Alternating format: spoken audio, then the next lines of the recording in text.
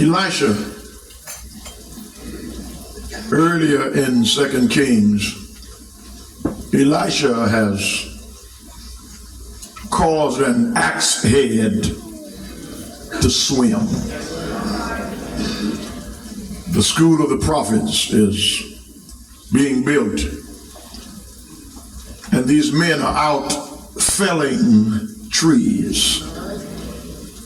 And one man lays his axe to a tree, and when he swings the axe, the iron head of the axe falls in the water. And Elisha is called upon because the axe head was borrowed. Elisha takes a stick, a piece of wood, and puts it in the water. And the axe head that's made of iron swims to the top. And they recognize that Elisha, like Elijah before him, is a miracle worker. And here again is another situation that there is now famine in the land. And the king, who is causing some problems for his own people, is being told by the prophet Elisha that things are going to turn around, but you're not going to be a part of it. Because brothers and sisters, when you are disobedient, when you are stubborn and obstinate, God has a way of showing you that you are no match for him. I wish I had time to stay right there, but just let me throw this in parenthetically. God has until this morning to meet his match. You can't stand in opposition to what God wants to get accomplished. And God can use anybody to demonstrate that he sometimes scrapes the bottom of the barrel to get the dregs of society to preach his word. It's right here in the text. There is famine in all Samaria. Read it when you get home. These women are about to eat their own children. Two women have decided that the day they're going to eat one of their children, and then on the morrow they're going to eat the other child, and the woman hides her son. And they tell the king about it, and he's in sackcloth and ashes, and he says to them, if God does not help you, what do you want me to do about your situation? And now there are 4 leprous men. They just appear in the text out of nowhere. We don't know their names. We don't know where they come from. We know that they are leprous men on the outside of the city, starving like everybody else in the city. They're on the outskirts, because that's where lepers hung out. They hung out on the margins, on the edge, on the sidelines, because they were ceremonially unclean. To their families, they were considered dead.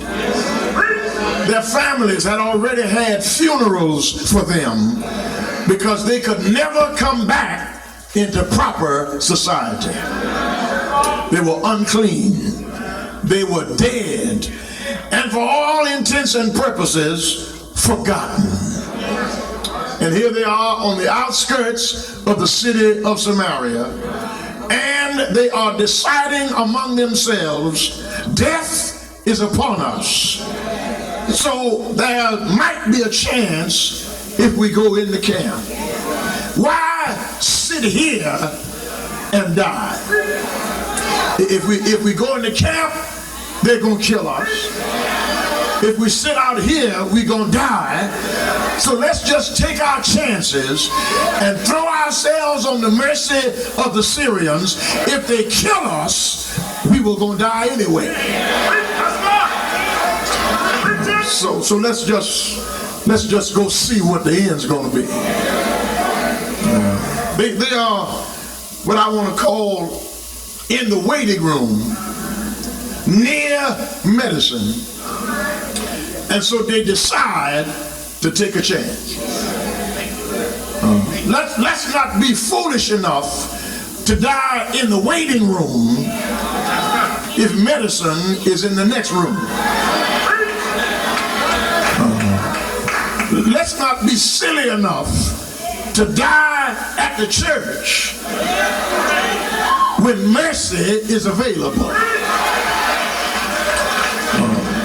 If we go in there, they're going to kill us perhaps. If we stay out here, we were going to die anyway. So it's 6 on one hand and half a dozen on the other.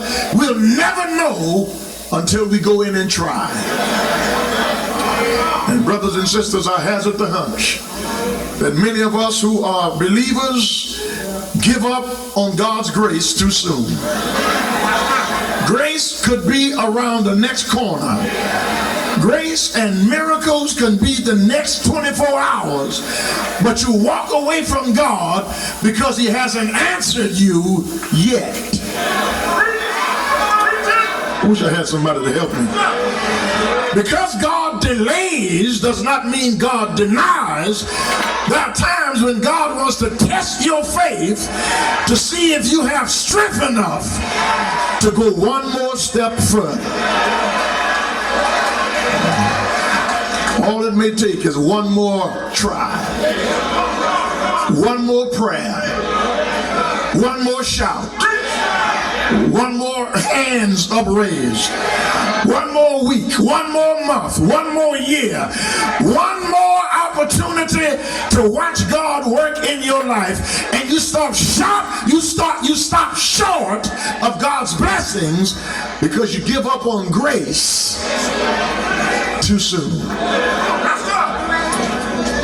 These men are on the outskirts of the camp, and they said if we go in there we take a chance on getting killed, but if we stay out here we're gonna die anyway. So let's go in there and perhaps God will show us mercy. I'm the lunch lady, and I cook for over 200 kids every single day. You would be amazed by how many kids come to school hungry. Finally, someone got picked off and did something about it, and that was Tom's Tire. Free school meals for every California kid. Your baby, my baby. Free lunches, free breakfast every day. That's 3 million lunches a day. I get to make 200 though. That's why I trust Tom Steyer to be the governor, because he fights for us. Don't just tell me what you're gonna do, show me. Tom did. That's gonna be my governor. Live more for the day.